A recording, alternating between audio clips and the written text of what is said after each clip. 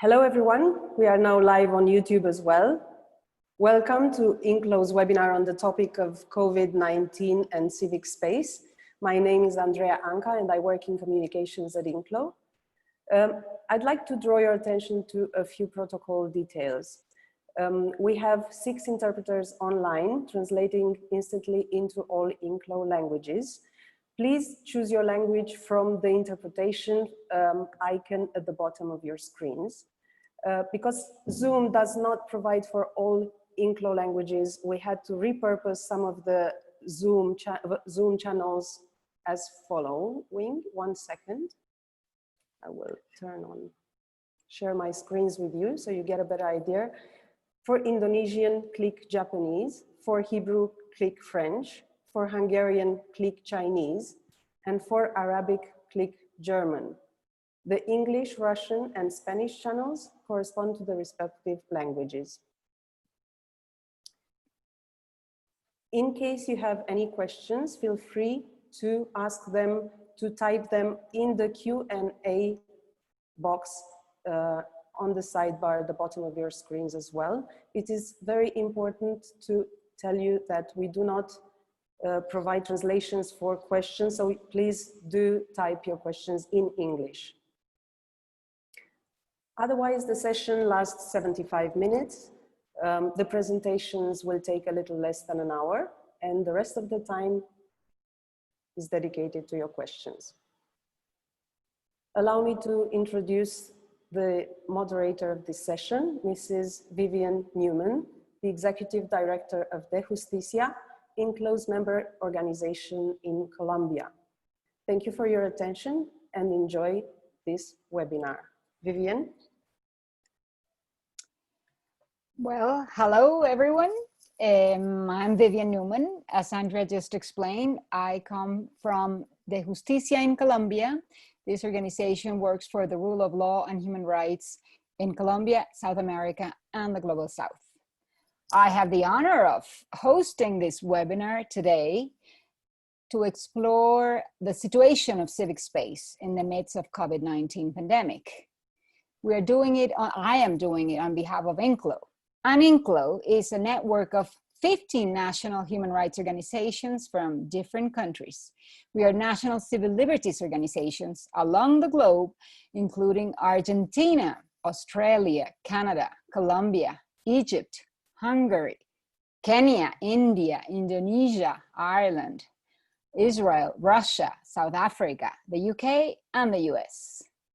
This coalition supports civil society throughout all these countries where we struggle for equal rights, and we try to help and reinforce each other, giving a higher voice to our demands. Before we focus on some of the countries that I just mentioned, and I give the floor to the representatives and to you, the public, to question and to participate, let me start with a brief background and a quote from a recent article I read of Francis Fukuyama called "The Pandemic and Political Order" in Foreign Affairs of this month. Fukuyama says, the factors responsible for successful pandemic responses have been state capacity, social trust, and leadership. Countries with dysfunctional states, polarized societies, or poor leadership have done badly, leaving their citizens and economies exposed and more vulnerable. How you combine these elements can lead to fascism, to more authoritarianism, or to better democracies. On one side, in the aftermath of World War I, there was pessimistic outcomes: nationalism, isolationism, xenophobia. This COVID-19 crisis came at a time when certain democracies were being threatened, and in some countries, autocratic governments were being consolidated, and there have been wrong decisions for crowded and poor cities, and attacks on the liberal world, like governments in Hungary, in China, in El Salvador, in Uganda, and in the Philippines. They have used the crisis to give themselves autocratic powers, and they have produced more domestic turbulences. It seems that the real threat we face today is more like fragile democracies will continue to be weakened with less freedom of expression, right to assembly, and access to information. Also leading to economic crisis, exacerbating inequalities, both within countries and between countries. And this may have direct consequences for democracy, as we have witnessed with other crises. But on the other side, there might be a positive political outcome, and this can create conditions for long overdue structural reform, leading to more resilient democracies. This can shine a light on those leaders that guide and cooperate, and reveal as well other populist governments that lack the expertise and good faith. It can also show better the gap between the rich and the poor that was hidden in a curtain, and it can bring us a sense of the importance of cooperating, an opportunity to work together to pay this debt for poverty, for injustice, and for inequality. Just as it happened with the Great Depression and World War I that stimulated the growth of welfare states in the 1920s and in the 1930s. So what I want us to do tonight, in some places, is to explore how, as leaders in civic society, we are riding this storm, and how do we see this storm that we have to continue riding. So we're going to divide this session into 2 rounds. In the first round, we are going to explore threats and risks to civic space. And in the second round, we will explore some opportunities and possibilities that we have. Our panelists are coming from 5 different countries of our members of INCLO. And let me start and pass the floor to the first one of them, that is Stefania Kapronsai. Stefania is the Executive Director of Hungarian Civil Liberties Union, HCLU, in Hungary. So I will pass the floor to her and ask her to start focusing on the threats and risks to civic space that are brought of COVID-19 beyond government-imposed lockdowns. I want her to tell us some examples of how this pandemic is affecting the context of Hungary. You have the floor, Stefania. Thank you very much. Hello, everybody. Hungary has again made the headlines with its government using the pandemic to strengthen its grip on power. The government was so afraid of criticism that demonstrators who were sitting alone in their cars and honking in protest were imposed such high fines that in effect deterred them from continuing their protest. However, I would like to focus on another aspect that is less frequently mentioned. Civic space cannot be free if the democratic space around it is suffocating. When speaking about the shrinking civic space, we most of the times focus on smear campaigns against social movement leaders and NGOs, unlawful administrative procedure aiming to overwhelm civil society, and also legislation discriminating against independent organizations. At the same time, it is also vitally important that other institutions of democracy function. I give you one example: free media. If there are only few and small independent media outlets to report about the impact of government actions that take up our critical analysis of an issue, it has a detrimental effect on our impact. If the means of investigative journalists are limited, they have a smaller chance of uncovering gross rights violations. Human rights organizations and their impact are dependent on whether we can reach citizens and decision makers, for which independent media is key. We have conducted an interview-based research during the pandemic among independent media outlets and found that public information on the coronavirus pandemic has been centralized and restricted. Restrictions are most detrimental to independent media that provide daily news.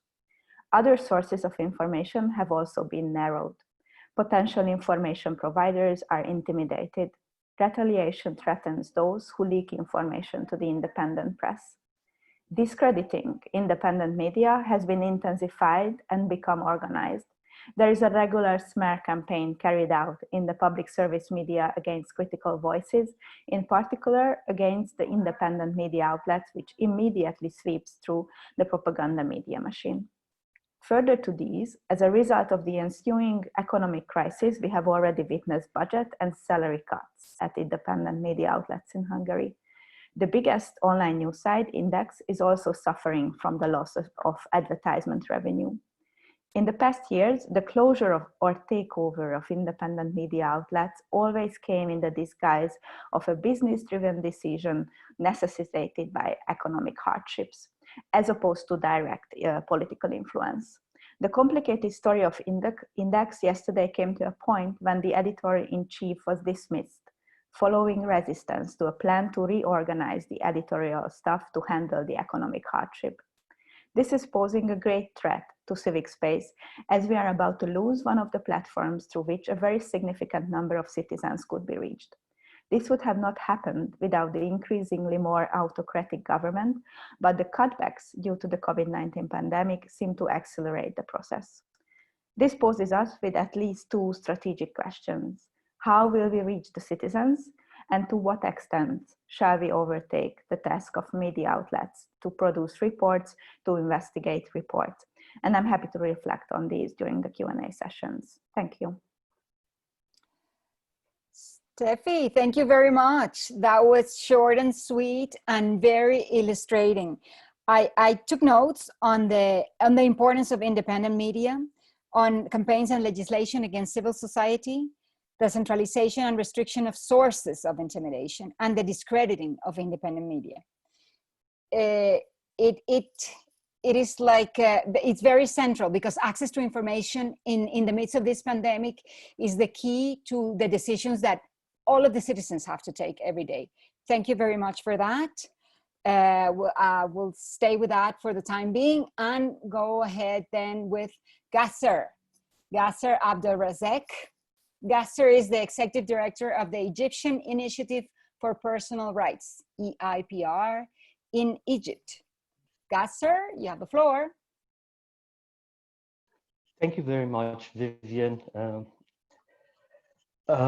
Today, actually, Egypt marks the 68th anniversary of the Free Officers Movement that on that day back in 1952 overthrew the monarchy and established the republic, the Arab Republic of Egypt as we know it today. That the creation of the new state dictated through the past decades major changes to the political system in Egypt. In my view, that change revolved around a very central idea. Basically, the officers have the final say in how the country is managed, politically, socially, and economically. The clearest example of the application of that central idea is to look at the past 68 years. Military officers were presidents for 66 of the 68 years since the Free Officers Movement.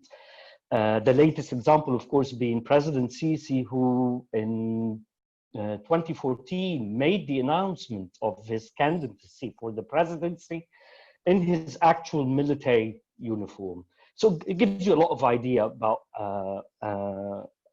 where Egypt is or has been for almost 7 decades now. I think that introduction is important to understand where we were when the pandemic hit.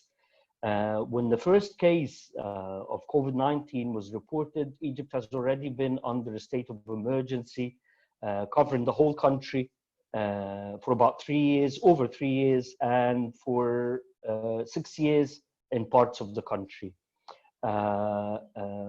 Tens of human rights defenders were already in prison, including my colleague, our EIPR colleague, Patrick Zaki.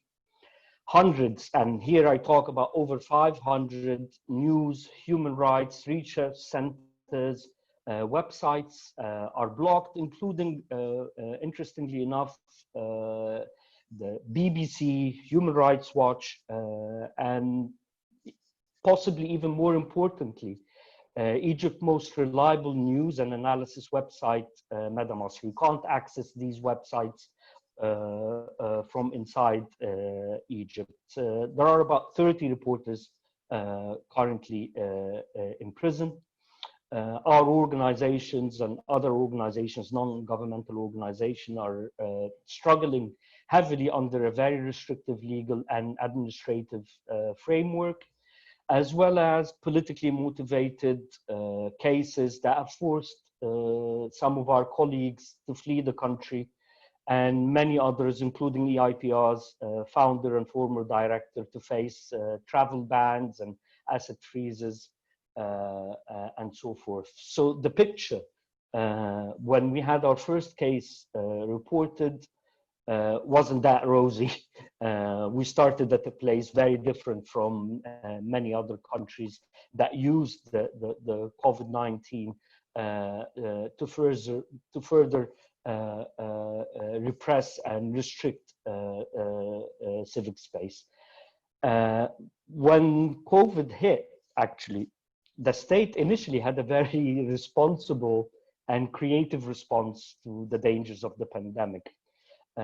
Where it seemed to us in the civil society and monitors of the healthcare system, it seemed for the first time in my life at least that the Ministry of Health or the bureaucracy rather than security agencies were actually the ones leading the response, and that the rest of the government, including those security agencies that in the case of Egypt have their own hospitals, have their own medical teams and so forth, that rest of the government was in a sense there to support it. For months, we would get a daily briefing by the Minister of Health on new infections, on death, on recovery, on measures taken by the state to respond, from refurbishing some university hospitals to readjusting some hostels that were empty from students because of the closure of universities, so they can be used as isolation wards and so forth. Of course, with the increase of the number of cases and the number of deaths, critical voices emerged. Some of that criticism came from the medical community itself, doctors and nurses on the front line dealing directly with patients, and the complaints revolved around, like in many other places, the lack of or unsuitability of personal protective equipment or PPEs, among other criticisms and complaints about how the response was being managed within the hospitals themselves. I want to focus very quickly on that story because for me it's a very telling story. What did the state choose as a response to that criticism? Enemy number one in the media that is primarily controlled by the state or businesses close to the state or some of the security agencies, enemy number one became those critical doctors and their union. As of today, there are at least 10 doctors in prison, mainly for voicing criticism of the state's response to the pandemic or to the dangers that the medical staff and doctors faced on the front line. And here it's really worth noting that as of the 22nd of July, just yesterday, the General Doctors Syndicate, the Egypt Union of Doctors, said that 127 doctors lost their lives as a result of contracting COVID-19, a huge figure considering how our healthcare system is understaffed and we need a lot more doctors. And that 127 is just doctors, and it does not include other medical staff or nurses, because that syndicate only represents and tracks cases with doctors. During that same period, 7 more reporters, other than the more than 30 reporters that have already been in prison, 7 more reporters have been arrested as a direct result of their coverage of issues relating to risk faced by doctors and medical staff on the front line. At the same time, tens of other activists who were critical, basically on social media, because there aren't that many outlets where you can actually voice discontent or voice your criticism elsewhere. We don't even have the opportunity that they had in Hungary to drive our cars and honk our horns. So tens of activists that were critical on social media at the time are also in pre-trial detention. Some of them have been arrested as early as mid-March, so they've been there for over 4 months. My interest really to focus my story on doctors and their union as the union as part of the wider civil society, and thus the attack on the civic space. My interest is really to see how reflective that of how far my government is willing to go, and how far the criminal justice system in particular would support it. Whenever civil society or civic space, in our case, the doctors' union, is critical.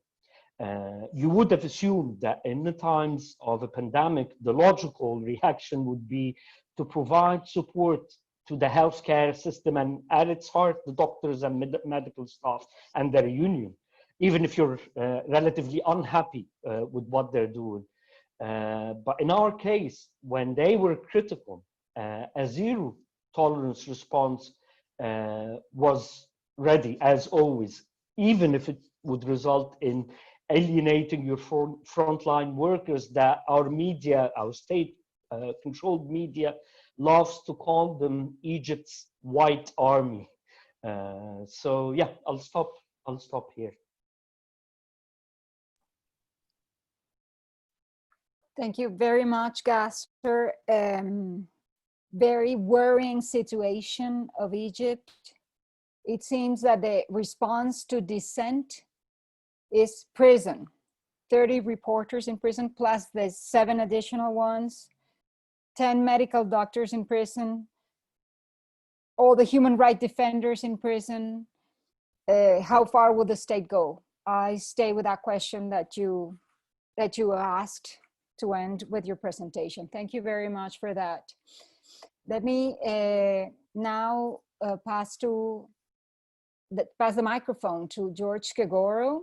George is the Executive Director of Kenyan Human Rights Commission in Kenya, and he will share with us his views on the threats that civic space is now facing in his country, Kenya. George, the floor is yours.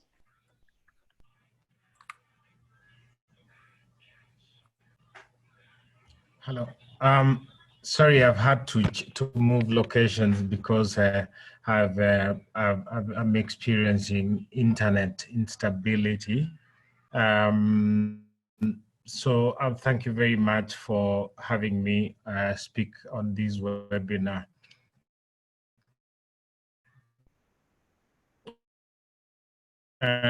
In I would refer back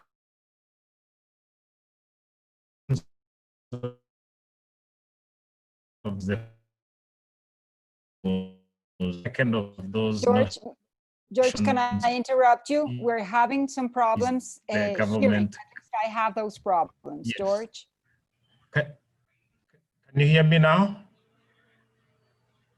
Yes, can you try again, because it sounded a bit. I think the microphones is.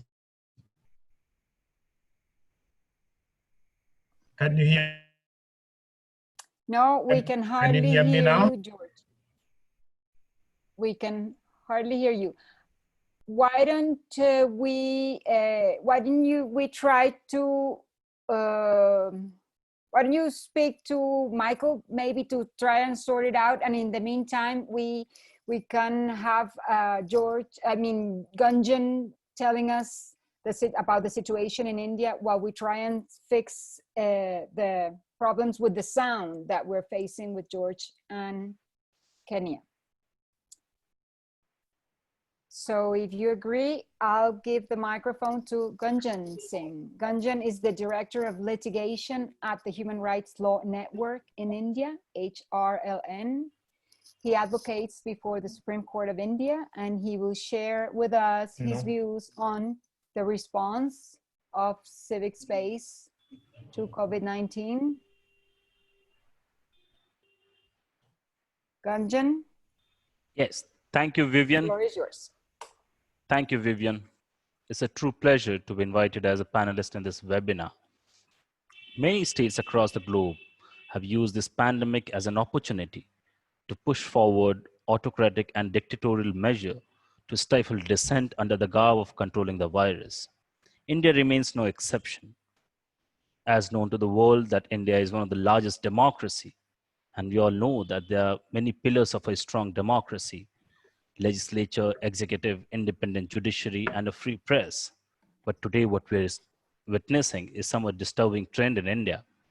All the pillars of a democracy are under threat. There is some sort of an institutional crumbling happening very slowly, but it is in the process. In order to understand this better, I'll briefly discuss the Hindutva politics of the present government. Those who follow Indian politics closely must be aware that this government enjoys brute majority in the parliament.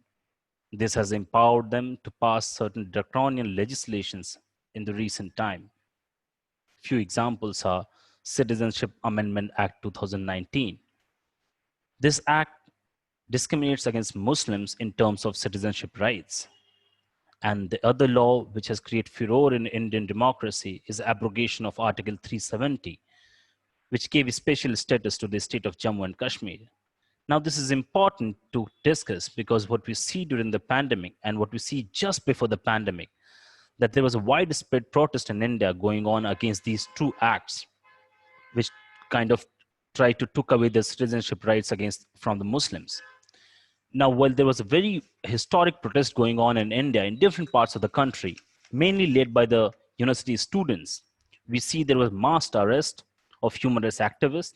And there's a unique pattern which we see in the present government, that many known human rights activists, lawyers, academicians, poets are being arrested. Few examples, you all must be aware that a known human rights advocate, Sudha Bharadwaj, who also happens to be a professor of law in one of the India's top university, National Law University. Noted academicians, Anand Teltumbre, noted poet Varvara Rao, an academician and a professor, Shoma Sen, and a friend of mine and my college graduate, Mahesh Raut, who work closely with tribals on their rights, are all languishing in jail today. Young activist students from the universities, a fellow student from my university, Sharjil Usmani, a young fellow who led the campaign and protest against Citizenship Amendment Act, was arrested recently. So today we see that there's an all-round attack on the personal freedom and liberty of people who are trying to voice their dissent against the government. The attack on personal freedom and liberty did not stop even after the pandemic. In fact, the state used this as an opportunity to arrest people and to interrogate people during this time of pandemic when everybody was staying at home. When the Indian prisons remain overcrowded and are in poor conditions, more people are being arrested and put in jail, risking their life. Indian state has used this pandemic not only to curb dissent and liberty, but also to push forward the neoliberal agenda. The debate on economic slowdown has kind of empowered this government to push forward for certain legislations which were pending for quite some time. Laws allowing extraction of minerals by private corporate houses and dismantling of existing labor laws are few examples which are being pushed forward, citing the economic slowdown. These both laws are aimed at benefiting corporate houses, who are the main players in the terms of financing expensive elections in India. Another important aspect which needs a consideration and discussion is surveillance. Now, before lockdown, before pandemic, India had a very big movement against Aadhaar, which was a 12-digit biometric-based unique identity number, which was being pushed vigorously by the Indian state with the promise that it will strengthen service delivery mechanism in India. However, it posed threat of surveillance of activists and public intellectuals. During the pandemic, government came with a new app called Arogya Setu. Now, this app is mandatory for traveling by train, by traveling by air. This app is being promoted under the garb of keeping track of COVID-19 cases. However, this app suffers from many threats. There is no time limit whether the data gathered for this app will be destroyed later or not. It is not disabled friendly. It poses serious threat to your personal, to your privacy. It is not backed by any law. It is against the 9 judges bench judgment on privacy in India, which is much celebrated KT Puttaswamy judgment. Now, I'll briefly discuss about the role of Indian judiciary as well, because what I discussed initially, that how institutions after institutions are being threatened today and are being weakened by the present government. And judiciary remains at the main forefront. We have seen a very complacent press. You have journalists who are actually towing the line of the government. In the same manner, of late, we have seen a very disturbing trend in the Indian Supreme Court as well. In cases involving civil and political liberties, courts have acted slow, more particularly Supreme Court. Few examples are relating to internet suspension ban in Jammu and Kashmir. The ban continues till today since August 5th, 2019. The habeas corpus petitions, which are pending for over a year now, where prominent leaders have been arrested and detained, and these petitions are being adjourned again and again. So the response, and as I'm speaking today, yesterday, a prominent human rights activist in India, Prashant Bhushan, he got a contempt notice for criticizing the Supreme Court, that they are not listening, they're not hearing the petitions which are of urgent nature, as Supreme Court is functioning with a partial strength today. Few judges are hearing petitions and it has a restrictive hearing. So for criticizing that, a noted human rights activist, Prashant Bhushan, has been slapped with a contempt petition. So we see that all the main institutions of a democracy, press, judiciary, are under threat today. And with the pandemic hitting India, this has accentuated the crisis. And we see that this government is using this opportunity to push forward the agenda and to curb any sort of a dissent. Thank you. Thank you, Gunjan. Thank you for sharing with us your views. What I see, my takeaway here was basically based on the undemocratic laws that are being passed now by the government. The government is taking advantage of the situation to push even further the liberal democracy that they're leading, the surveillance laws, the Aadhaar, and all dismantling laws and the app that you've shared with us. It is very sad to also hear that the Supreme Court, that is like the North Pole for some of the litigation in the global South, is taking so much time to answer habeas corpus and to act so slow. And last, I would say that what is also very worrying is that the state is taking advantage of the fact that people are at home to arrest them. So the pandemic is like a very big problem for people that have nowhere else to go, for the opponents specifically. And that leads me to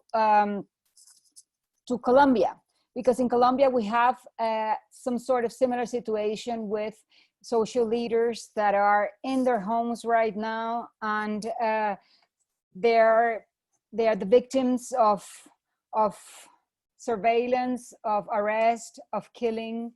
So I will pass the floor to Jessica Corredor. She's the director of the international area of the Justicia in Colombia, and she will share with us now her views on the civic space and social leaders in Colombia. Jessica, you have the floor. Thank you, Vivian. Hello, everyone. Let me just begin by giving a brief update on the COVID situation in Latin America. You probably know Latin America has been the epicenter of the pandemic for a couple of more than 3.8 million cases recorded and 160,000 people have died. And according to experts, we haven't reached this famous peak of the pandemic, so I'm afraid that the worst is still to come. Regarding the threats to civic space, I think the major concern is, as you mentioned, Vivian, the fragile democracies in Latin America and the rise of populist governments that we've observed in the last decade in the region. Brazil, Venezuela, Nicaragua, and Mexico, just to name a few. These governments lack the elements that you mentioned in your introduction regarding Fukuyama's article, and for them, the pandemic really represents an opportunity to confirm and increase their power. And we saw that with the examples of Hungary, Egypt, and India, of course.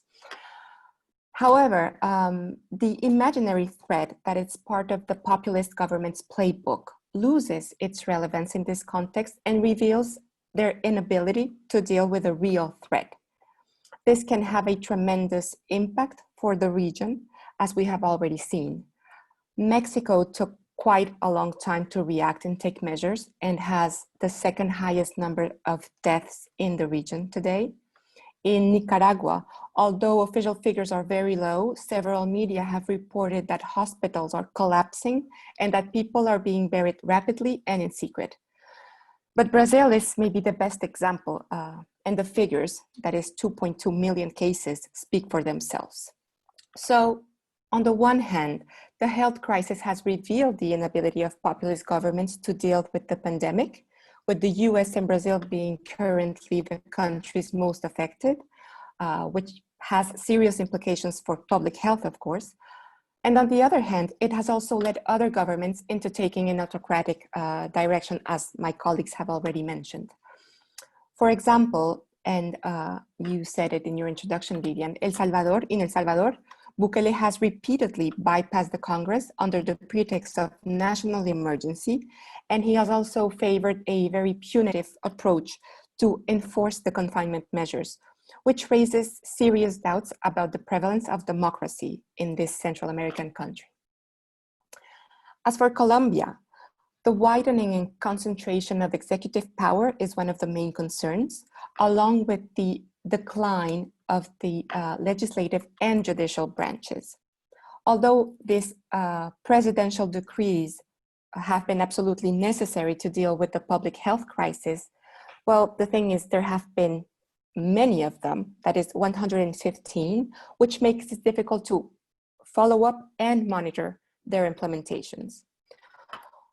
Also, the state of health emergency, which is meant to be exceptional, if it was to be extended, will end up being amounted to normality. Another challenge that needs to be highlighted is the loss of visibility of civil society actors who in normal circumstances already had to fight for their space. This has been exacerbated by the pandemic, which takes me to the issue of human rights defenders and social justice leaders at risk. Here in Colombia, but it is also the case in other countries of the region, such as Mexico and Honduras, they are under constant threat. Colombia is the country where most human rights defenders and social leaders are murdered every year. Since the signing of the final peace agreement between FARC guerrillas and the Colombian government in 2016, which opened space of civic participation for HRDs and social leaders, according to the UN office in Colombia, over 400 social leaders have been killed. So the context of the pandemic aggravates the situation for these people because confinement measures put them at greater risk. And these crimes, which in normal times already remained in impunity, they lose visibility as they are overshadowed in the political and media agenda by the pandemic.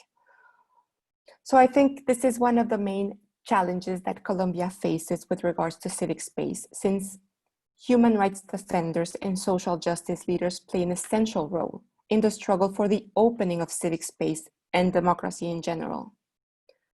And additionally, the looming economic crisis, which is already exacerbating inequalities in the country, will disproportionately affect social justice leaders who often belong to the vulnerable sectors of the population and who are essential in the design and implementation of proposals for the post-pandemic economic reconstruction, as they hold the deep knowledge of the problems that affect their communities in the territories.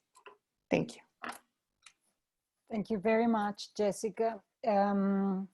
Thank you for highlighting the 2.2 million of cases in Brazil that show the incompetence of this leader and how civic society must respond to this Bukele's situation, the loss of visibility of social leaders, and that terrible title that Colombia has to be the country where is the most dangerous country in the world to be a human rights defender.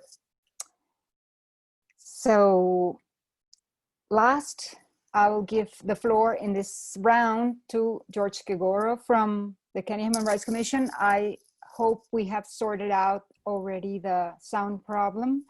And then we'll just go to the second round and try and look for an occasion for smiling or for being a bit more optimistic. George, you have the floor. Hello. I hope you can hear me now. Much better. You can hear me? Great. Yes. Thank you very much.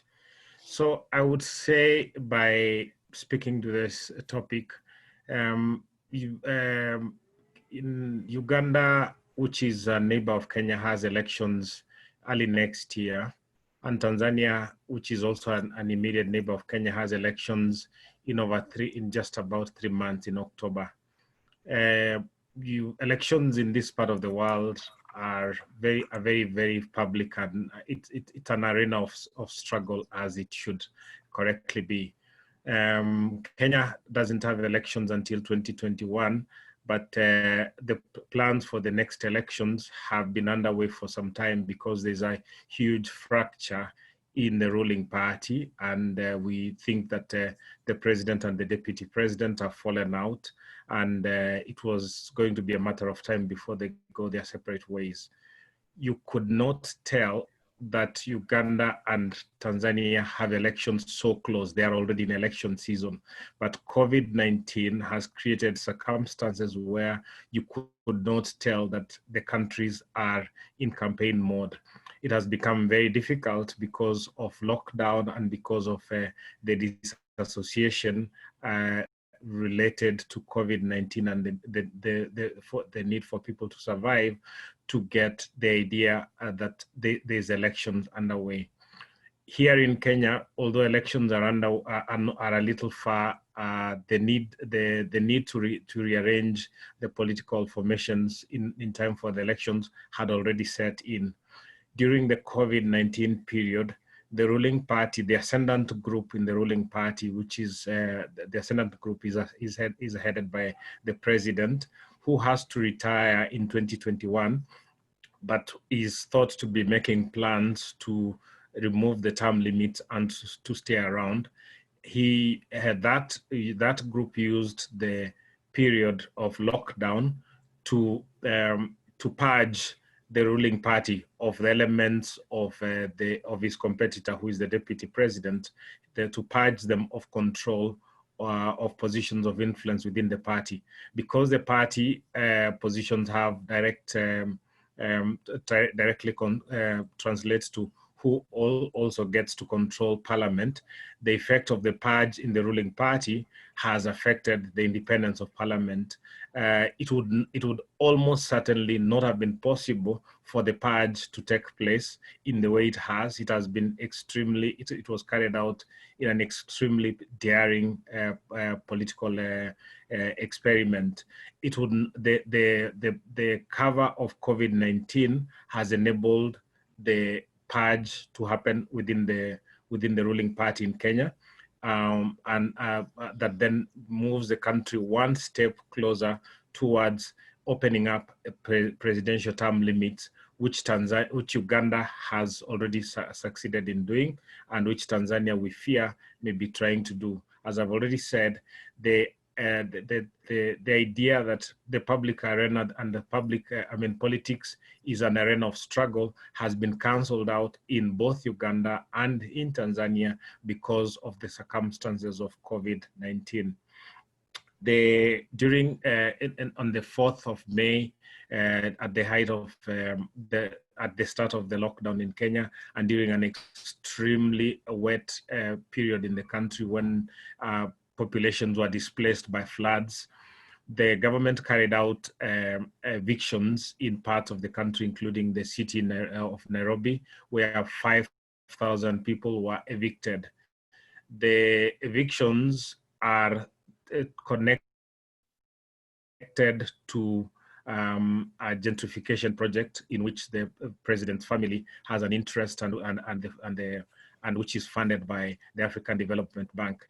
It would not have been possible to evict those people during a period other than the lockdown. So the lockdown has provided a perfect cover for carrying out highly risky politically risky interventions like the mass evictions that we've witnessed in parts of the country, including in Nairobi.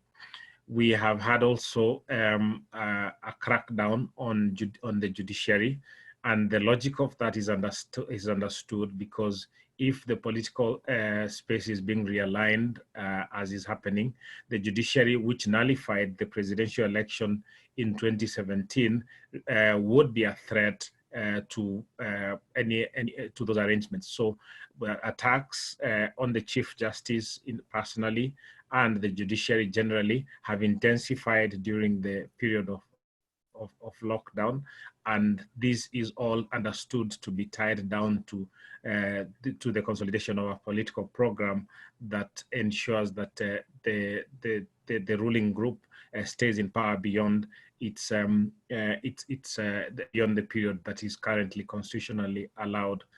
There will be all this is leading towards the possibility of a referendum to amend the constitution, to change the term limit and to introduce additional public offices so that there's a sharing of positions that would then accommodate, it would end up being like the Putin arrangement in Russia, where he retires in one position and comes back in a different position. We think that is what is being attempted in the country, and the COVID-19 period has enabled aspects of it to move more quickly and reduce the political risk in moving the country in that direction. Now, COVID-19 has, the state exists on the basis of two notions. One, the government knows. Two, the government can. Now, what COVID-19 has done is it has challenged both notions. The idea that the government knows is inherent in how we relate to the government every day. We obey the government's birth control or population control programs. We listen to the government's afforestation programs because the government knows. But in relation to COVID, no. And we've been confronted in a situation where public officials don't have any more information about what is going to happen or what has happened than the population, and have no way of telling the population safely that we actually don't know. The idea also that the government can, we are safe because the government can, has come under severe challenge as a result of the COVID. We've had spectacular failures of state capacity at the beginning when lockdown was announced and people were told you've got to be home by 7 o'clock, and that means that there has to be an enabling public transport system.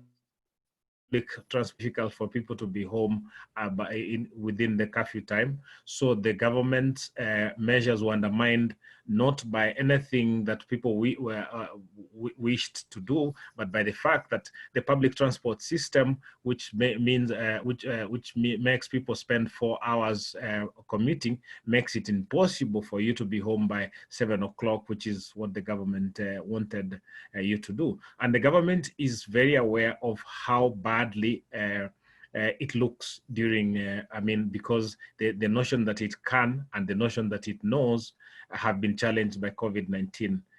I would like to suggest that the responses to these, to the exposure that the government doesn't know and the government can't do things for us has been the resort to violence against populations. So when police beat up people as they've done in Kenya, it is an idea. It is with a view to changing the subject, because we can't provide on the terms that the public expects. We'll change the subjects through violence. Another method is through denial of the facts.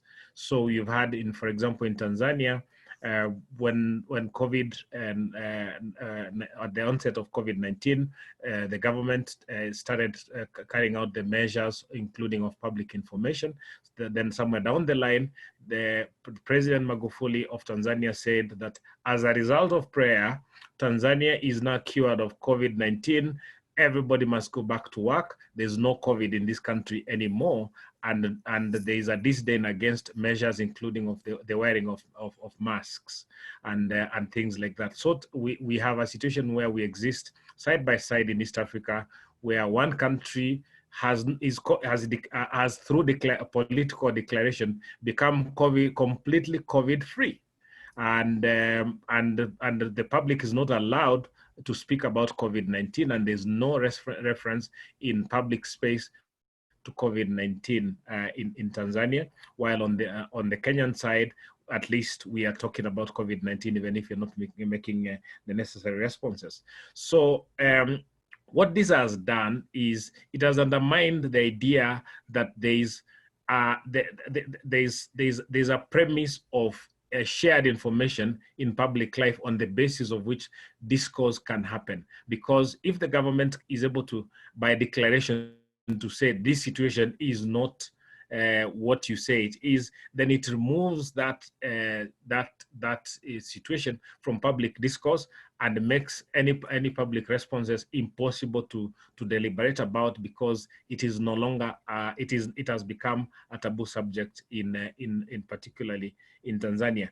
The last thing I would like to say is that because people can't talk about it, and because their own suffering has been minimized as a result of the government wanting not to look as bad as it actually is, the idea that you can get outrage, you can get the public to be outraged because of government failure has been undermined, and now makes it very difficult for outrage to be the basis of our relationship with the government and at the basis of holding government accountable. Thank you very much.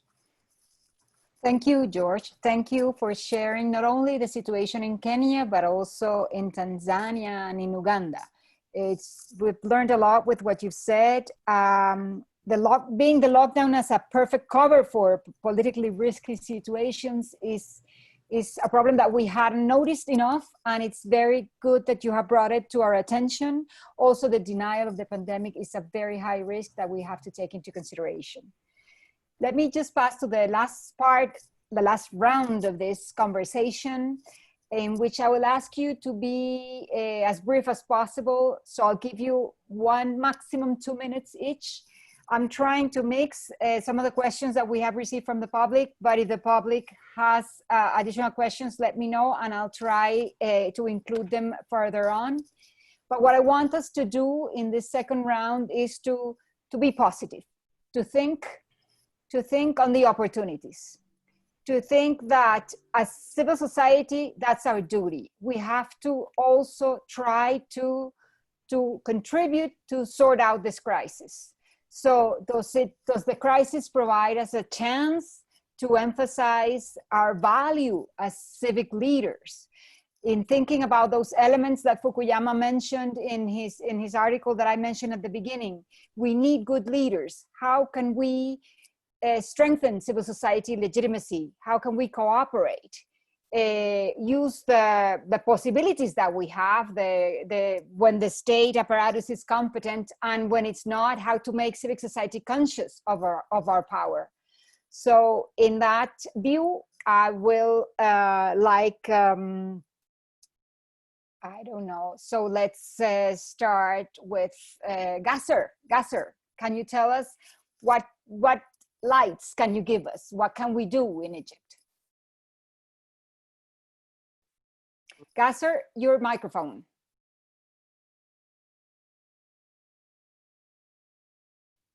We're not hearing you. I am not. Is everyone hearing Gasser? No, Gasser, you have your microphone off. You have to turn it on. Can you hear me now? Yes, yes. Perfect.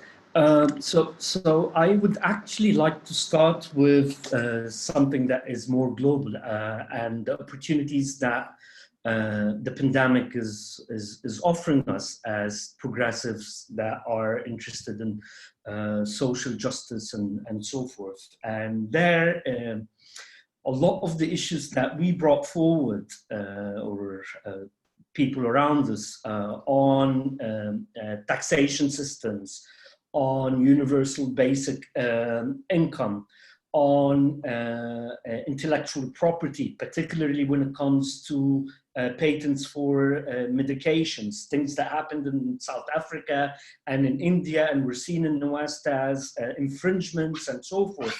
These are all issues now that people are taking far more seriously and are becoming part of an acceptable debate, rather than by, as it was seen before, a few very radical people to the left of everyone internally. I think what the government has done, the response and the way it put again, I'll go back to the doctor syndicate, under that type of pressures, creating opportunities for the traditional human rights groups to work with other sections of civil society towards common goals. At last, our fight for the application of the constitutional provisions on minimum contribution to the health system, to the education system, that have never been met by the Egyptian government, now makes sense. So that's where I would stop. Excellent. Thank you very much, Gasser. I am really impressed that this pandemic has brought economy to our human rights discourses. And I think it's very important because right now we need what you mentioned. We need better taxation systems. We need the universal basic income. We need intellectual property to be more universal, and minimum contributions in general that the state to cover and guarantee social rights that the state has ignored for ages.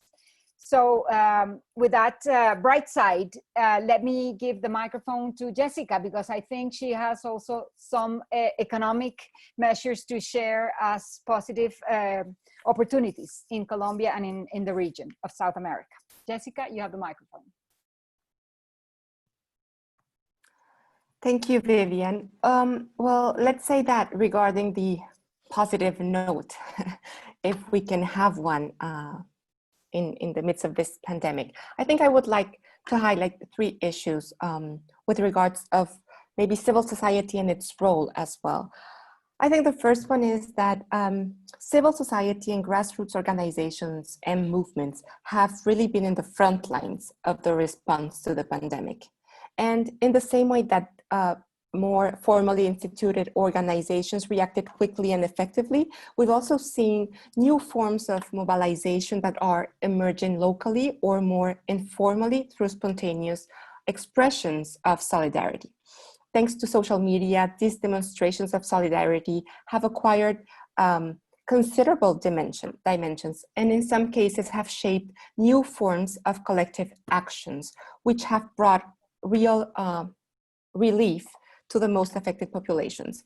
So to give you a very brief example, in Colombia, where almost half of the population lives from informal work, the confinement measures had unprecedented consequences. Hunger and despair for not being able to go out and search for daily subsistence crystallized through the movement of red flags hung on doors and windows in the most disadvantaged sectors, appealing to solidarity due to the lack of food and livelihood. So the initiative, which emerged as a call for help, quickly became a symbol of protest against the extreme situation of inequality and poverty in which millions of Colombians live.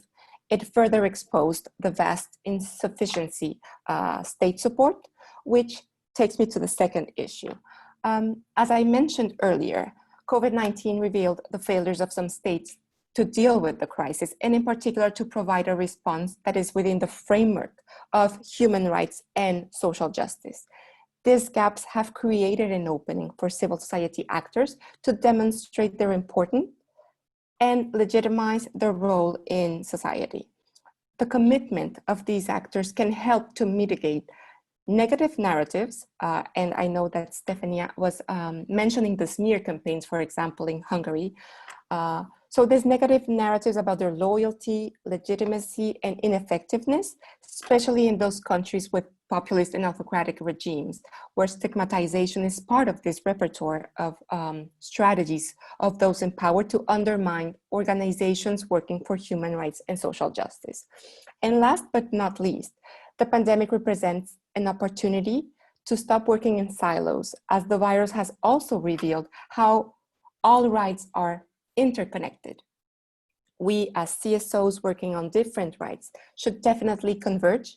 So economic, social, cultural, and environmental rights with civil and political rights, but also CSOs working to bring humanitarian relief, which will allow us to connect civic space with socioeconomic struggles, which in my view will be one of the priorities for civil society in the post-pandemic future. And as you said, Vivian, I think that a positive aspect of this is that we are all talking about these structural inequalities, that universal income has now become one of the topics that organizations are discussing, no matter which rights they work on, but which is something that is essential to overcome a crisis such as this one. Thank you, Jess.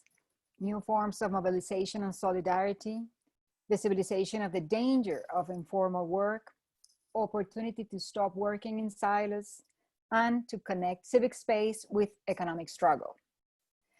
Gunjan, you have the floor to give us the optimistic side of civic space being crushed down right now in India, or in general in the global South and in the world.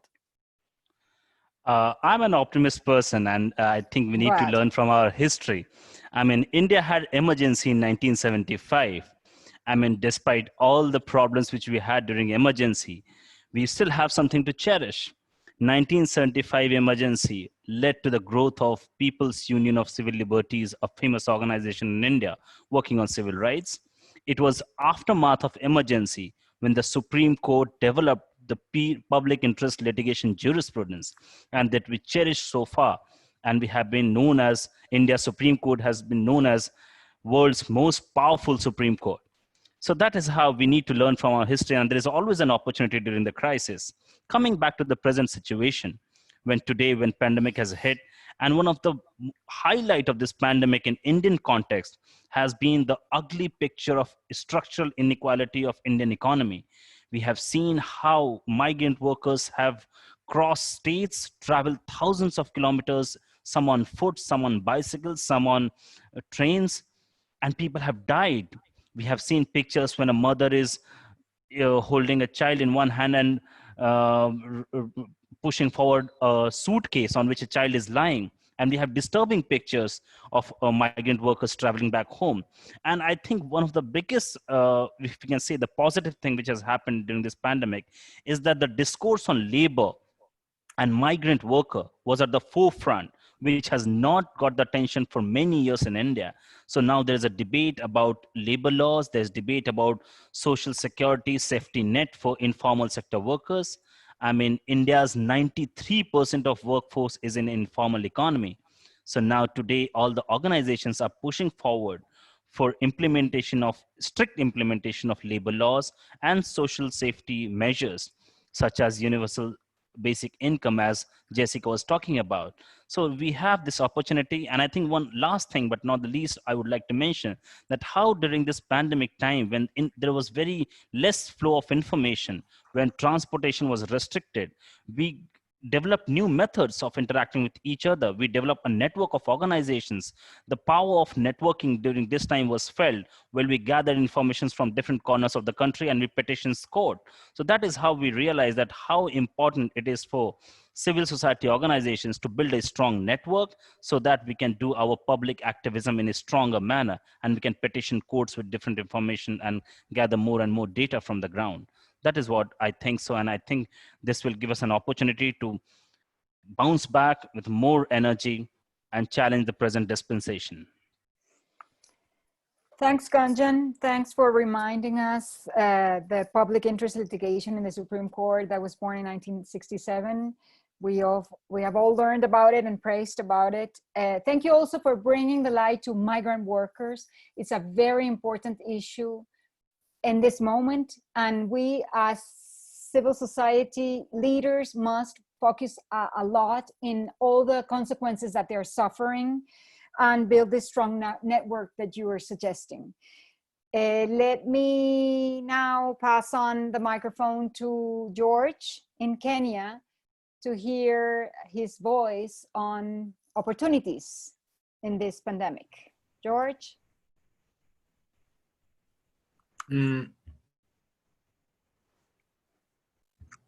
George, you have the floor.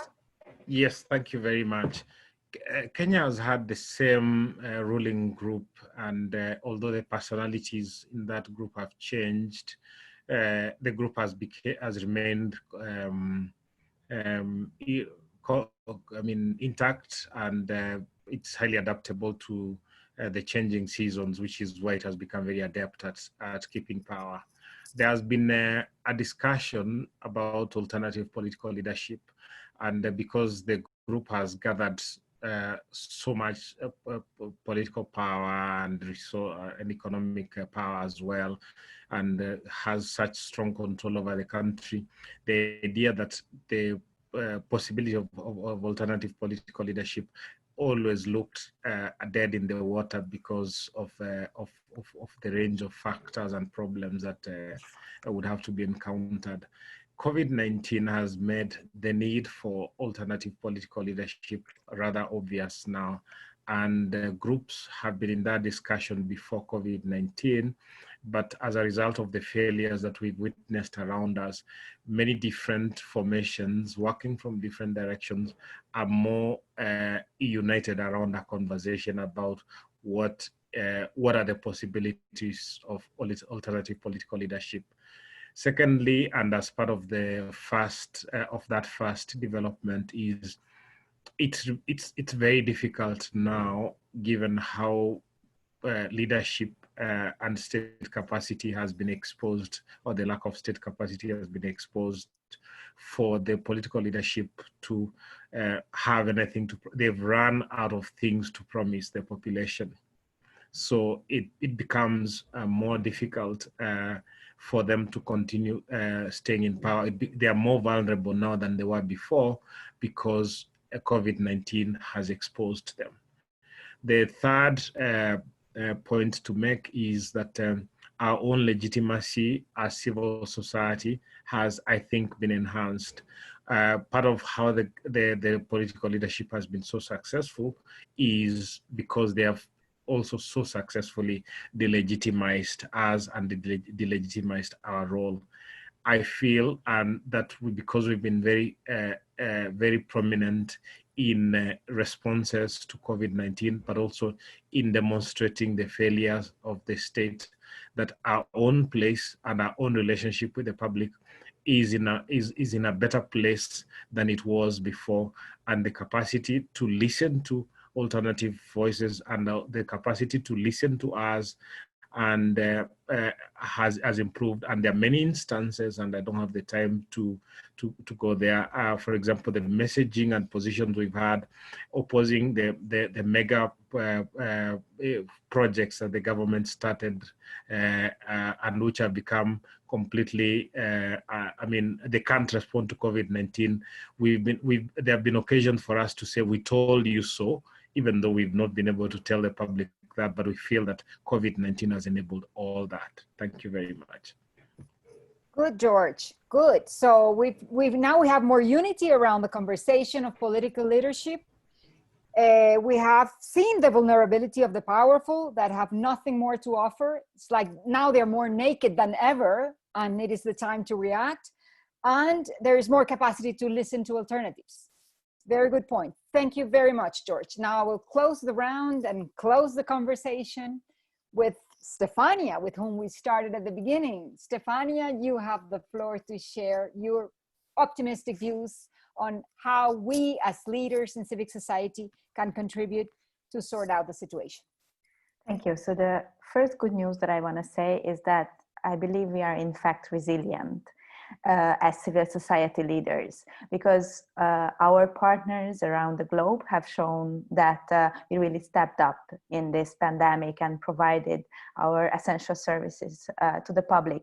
And in Hungary, a coalition called Civilization conducted a survey of civil society organizations that showed that around 40% of the organizations started a new activity in response to the pandemic. This is coming from a sector that is suffering economic hardship, that lacks resources, and still almost half of the organizations were able to start a new type of activity to help their constituents.